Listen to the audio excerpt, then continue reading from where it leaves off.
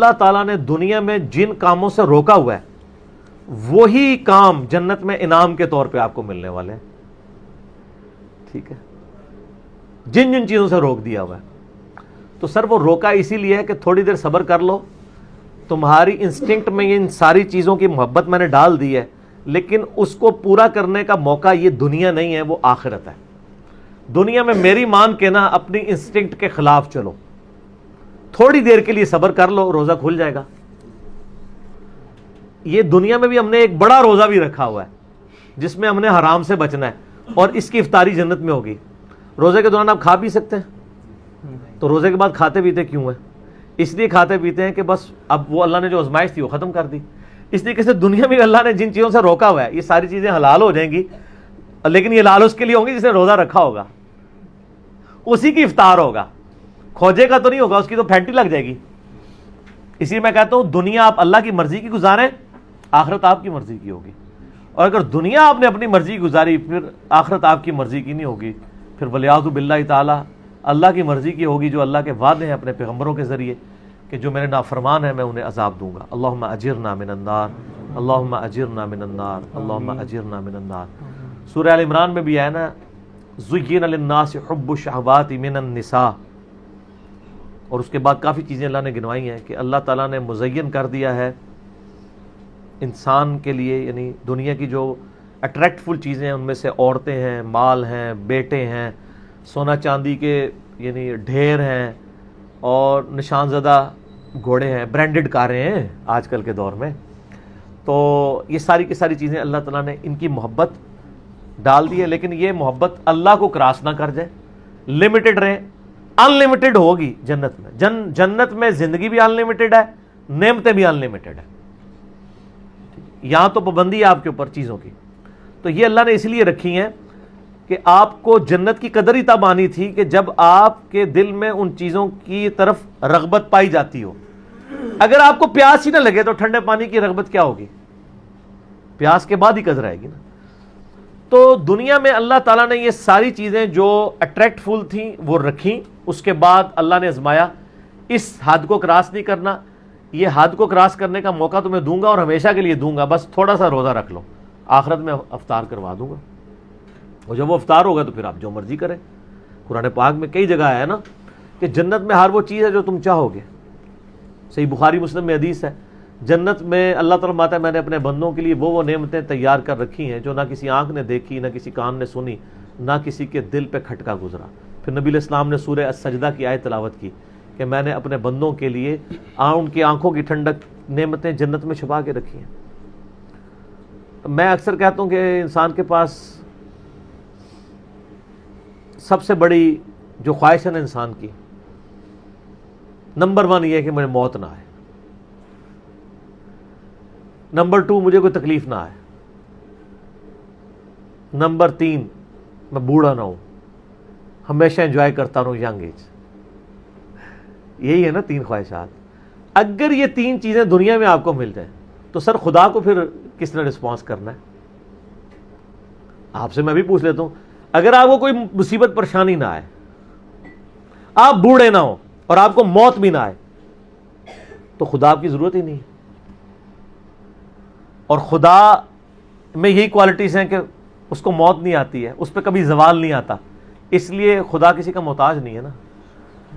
ہماری ضرورت خدا ہے لیکن ہم خدا کی ضرورت نہیں ہے.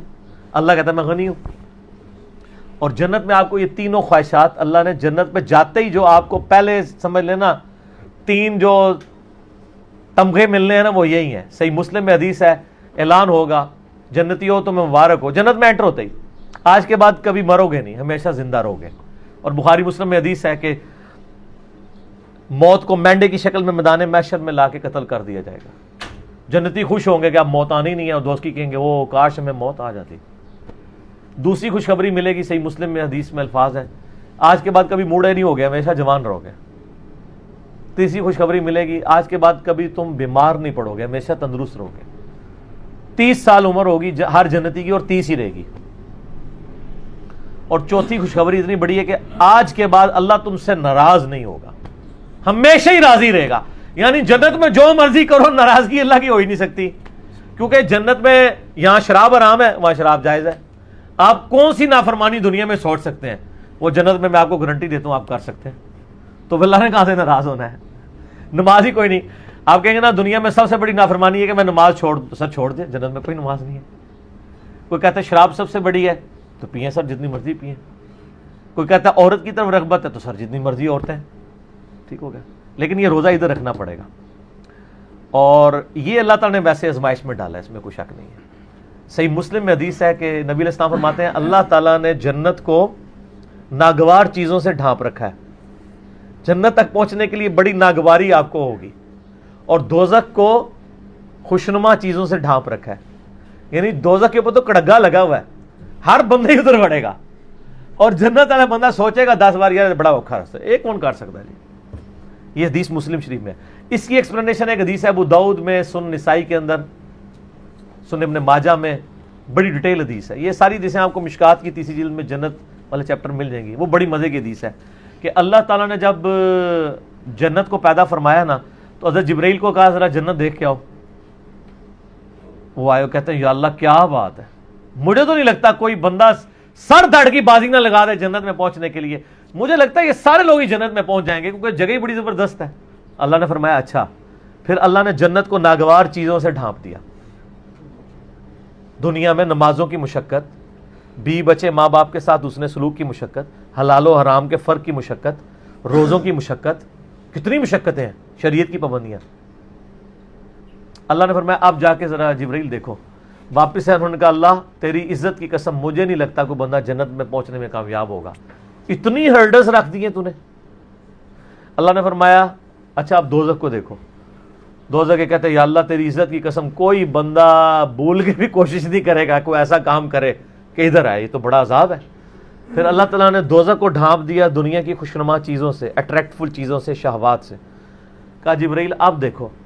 دیکھ کے انہوں نے کہا یا اللہ مجھے نہیں لگتا کوئی بندہ دوزخ سے بچ پائے گا کیونکہ ہر راستہ ہی دوزخ کی طرف لے جانے والا ہے، جتنے بھی اٹریکٹفل جو ہماری انسٹنکٹ میں اٹریکٹفل ہے.